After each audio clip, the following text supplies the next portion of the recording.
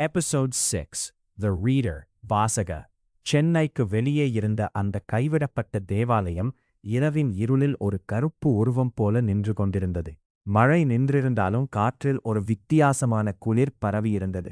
கைபேசியில் வந்த இடத்தைக் கண்டுபிடித்து அரவிந்த் தேவாலயத்தின் முன் வந்து நின்றான். கருப்பு டயரி அவன் கையில் இருந்தது. அதனை திறக்காமல் இருந்தபோதும் அதன் பக்கங்கள் உள்ளே தானாக அசையும் சத்தம் கேட்டது. தேவாலயத்தின் பெரிய மரக்கதவு பாதியாக திறந்திருந்தது. உள்ளே எரிந்து கொண்டிருந்திருந்த மெழுகுவர்த்திகளின் ஒளி மட்டும் மங்கலாகத் தெரிந்தது. அரவிந்த் மெதுவாக உள்ளே நுழைந்தான். உள்ளே இருந்த சிலுவை உடைந்திருந்தது. சுவர்கள் முழுவதும் விசித்திரமான குறியீடுகள் வரையப்பட்டிருந்தன. அவன் அருகில் சென்றபோது அந்த குறியீடுகள் அனைத்தும் கருப்பு டயரியின் அட்டையில் இருந்த அதே குறியீடுகள் என்பதைக் கண்டான். திடீரென்று ஒரு பெண்ணின் குரல் தேவாலயத்தின் உள்ளே எதிரொலித்தது. அரவிந்த், அந்த குரல் மீராவின் குரல் போல இருந்தது. அவன் உடனே அந்த திசையை நோக்கி ஓடினான். ஆனால் அங்கே யாரும் இல்லை. அதற்குப் பதிலாக தரையில் ஒரு பழைய புகைப்படம் மட்டும் கிடந்தது. அதை எடுத்து பார்த்தபோது அவன் அதிர்ச்சியில் உறைந்தான். அந்த புகைப்படத்தில் மீராவும் கருப்பு டயரியின் எழுத்தாளரும் மேலும் சிறுவனாக இருந்த அரவிந்தும் ஒன்றாக நின்று கொண்டிருந்தன. அந்த புகைப்படம் எப்படி சாத்தியம் என்று அவனுக்கு புரியவில்லை. ஏனெனில் அந்த எழுத்தாளர் இறந்தவர். மேலும் மீராவை அவன் சில வாரங்களுக்கு முன்புதான் அறிந்தான். ஆனால் புகைப்படம் 30 வருடங்களுக்கு முன்பு எடுத்தது போல இருந்தது. அவனின் கைகள் நடுங்கத் தொடங்கின. அதே நேரத்திலும் டயரி தானாகத் திறந்தது. புதிய வரிகள் தோன்றின. நினைவுகள் கூட பொய் சொல்லும். அந்த வார்த்தைகளை பார்த்து கொண்டிருந்தபோது தேவாலயத்தின் பின்புறத்தில் மறைந்திருந்த ஒரு கதவு தானாகத் திறந்தது.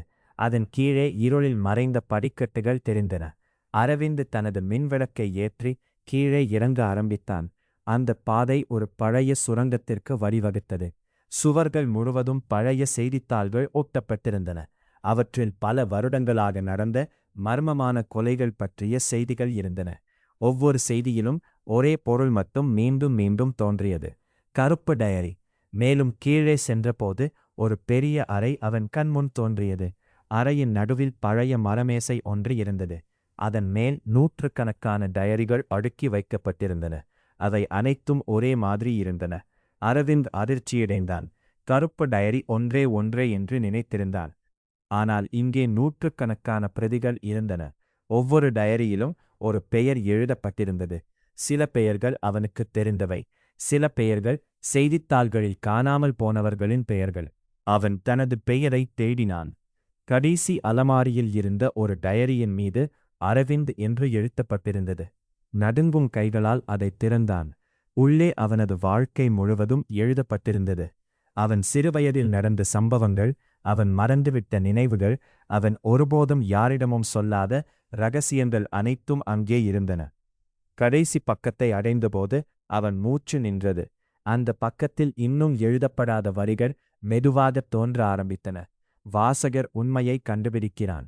ஆனால் உண்மையை அறிந்தவுடன் அவன் கதையிலிருந்து அறை முழுவதும் அதிர ஆரம்பித்தது. சுவர்களில் இருந்த டயரிகள் அனைத்தும் தானாகத் திறந்தன. ஆயிரக்கணக்கான பக்கங்கள் ஒரே நேரத்தில் சலசலத்தன. அந்த சத்தம் மனிதர்களின் அலறலைப் போல கேட்டது. திடீரென்று அறையின் மறுபுறம் ஒரு உருவம் தோன்றியது. அது மீரா. ஆனால் அவளது கண்கள் முற்றிலும் கருப்பாக இருந்தன. அவள் உயிருடன் இருந்தாள். ஆனால் அவள் முன்பு இருந்த மீரா இல்லை. மெதுவாக அவள் அரவிந்தை நோக்கி வந்தாள். "நீ இங்கே வரக்கூடாது" என்றாள். அவன் விழித்துக் கொண்டிருக்கிறான். அரவிந்த் ஏதோ கேட்க முயன்றான். ஆனால் மீரா திடீரென்று அவன் கையைப் பிடித்தாள். அந்த தொடுதலோடு அவன் கண்முன் ஆயிரக்கணக்கான காட்சிகள் தோன்றின. நகரங்கள் எரிவது, மக்கள் காணாமல் போவது, உலகம் முழுவதும் கருப்பா டயரிகள் பரவுவது, மேலும் ஒரு பிரம்மாண்டமான இருண்ட உருவம் கதைகளென்று வெளியே வருவது. அந்த உருவமே கதை சொல்லி. மீராவின் குரல் நடுங்கியது.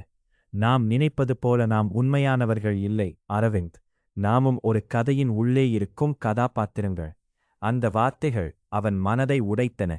அதே நேரத்தில் அறையின் நடுவில் இருந்த பெரிய கண்ணாடி வெடித்துச் சிதறியது. அதன் பின்னால் மறைந்திருந்த கதவு திறந்தது. உள்ளே கருமையான முடிவில்லா பாதை ஒன்று தெரிந்தது. அந்த பாதையின் ஆழத்திலிருந்து ஒரு குரல் ஒலித்தது: "வாசகர் வந்துவிட்டான்." டயரியின் கடைசி பக்கம் தானாகத் திறந்தது. அதில் புதிய தலைப்பு தோன்றியது. அத்தியாயம் 7. மறக்கப்பட்ட உண்மை. அரவிந்தும் மீராவும் அந்த இருண்ட பாதையை நோக்கி பார்த்துக் கொண்டிருக்க, பின்னால் இருந்த அனைத்து டயரிகளும் ஒரே நேரத்தில் மூடப்பட்டன.